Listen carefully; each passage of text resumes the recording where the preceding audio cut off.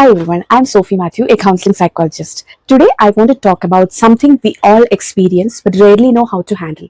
Everyone will have their own way of dealing with it. Sometimes people deal it in an unhealthy way. I'm talking about disappointment. Disappointment is a natural emotional response that occurs when our expectations, hopes, or desires are not fulfilled. It can range from minor frustration to deep emotional distress, depending on the context and personal meaning we assign to the situation. Disappointment can happen anytime our hopes, dreams, or plans do not match the outcome we receive. Some common situations, such as when a relationship does not work out the way we want it, when we do not achieve a goal we worked hard for, when someone we trusted let us down, when unexpected challenges ruin our plans, when we fail at something we believed we could succeed in. In short, disappointment happens whenever expectations are not fulfilled. So, what happens in our brain when we feel disappointed? Let's take a closer look at what actually happening inside our brain when we experience disappointment, because it is not just in your mind. It's a real chemical reaction in your body. First, your amygdala, the part of your brain responsible for processing emotions, immediately senses that something is wrong. It sounds an alarm, triggering a threat response, as if you are facing danger. Next, your dopamine levels, the brain's feel good and motivation chemical.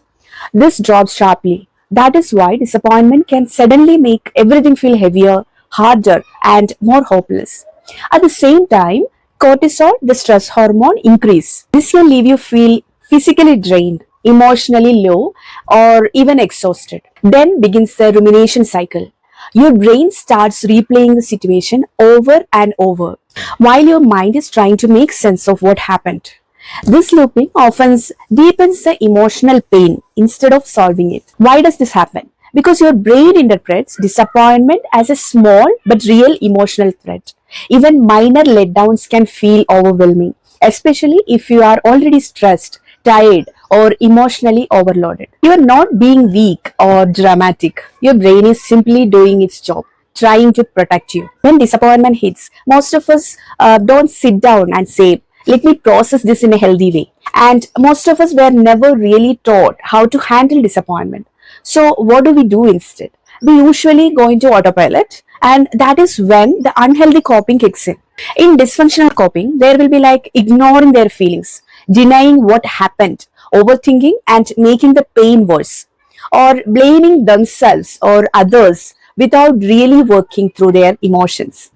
In functional coping, or healthy ways of responding to disappointment include reflecting on what happened and to learn from it, accepting the feelings without judgment, reframing the situation with a new perspective, identifying practical solutions, and seeking support from others for emotional validation and guidance.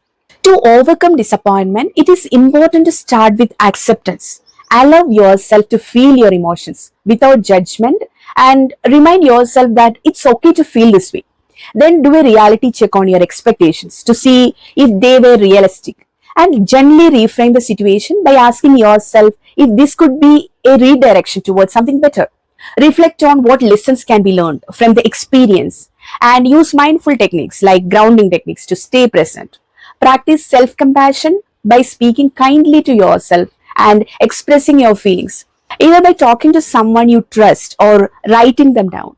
Take a problem solving approach by focusing on what is still within your control, and gradually build emotional resilience through daily habits like positive affirmations, gratitude journaling, limiting social comparison that will help protect your self worth, while celebrating even small wins strengthen motivation and confidence. Practicing daily gratitude shifts your focus from what's missing to what's abundant, and asking cognitive reframing questions like, what strength am I using today? This can help you move from emotional reactivity to thoughtful perspective taking.